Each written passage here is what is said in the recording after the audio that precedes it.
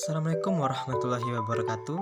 Nama saya M. Fauzil Fajri dengan BP 21102333029 dari kelas Biologi Tanah B akan melakukan presentasi tentang pembelahan sel. Pembelahan sel adalah suatu proses yang membagi satu sel induk menjadi dua sel atau lebih sel anakan. Tujuannya yaitu untuk membentuk sel-sel lain dengan tujuan tertentu. Pembelahan sel sendiri terbagi atas tiga jenis, yaitu pembelahan secara mitosis, pembelahan secara meiosis, dan pembelahan secara amitosis. Yang pertama, pembelahan mitosis. Pembelahan mitosis adalah pembelahan sel yang hasil akhirnya adalah dua sel anakan yang sifatnya identik dengan induknya.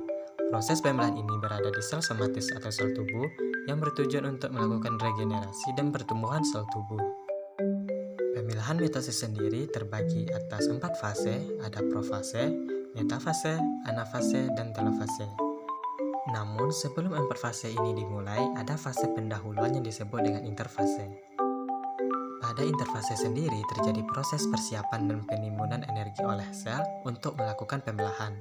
Proses ini memerlukan waktu yang sangat lama dibandingkan dengan fase-fase lainnya. Selanjutnya fase yang pertama yaitu profase. Pada profase, kromatin berubah menjadi kromosom. Kemudian membran nukleus mulai menghilang dan sentrosom berubah menjadi sentriol. Fase kedua yaitu fase metafase. Sebelum metafase dimulai, sentriol membentuk benang-benang spindel dan mengikat kromosom, dan membran nukleus benar-benar menghilang. Setelah itu barulah kromosom berjejer di garis ekuador. Fase yang ketiga yaitu anafase. Pada anafase, kromosom berubah menjadi kromatid, dan kromatid melepaskan diri dari sentromernya dan bergerak ke arah kutub yang berlawanan.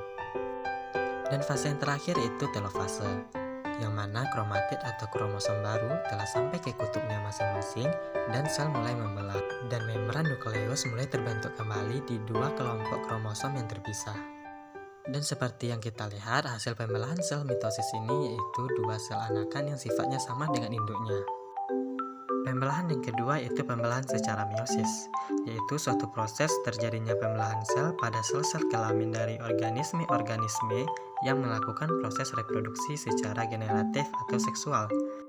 Pembelahan meiosis sering juga disebut dengan pembelahan secara reduksi karena proses yang dihasilkan adalah sel-sel anakan dengan jumlah kromosom setengah dari kromosom induknya.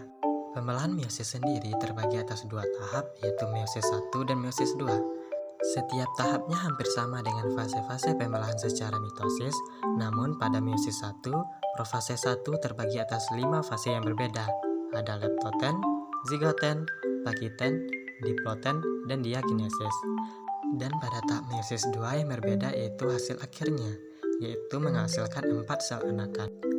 Selanjutnya, teman-teman bisa melihat sendiri penjelasan dari setiap fase, setiap tahap pembelahan meiosis.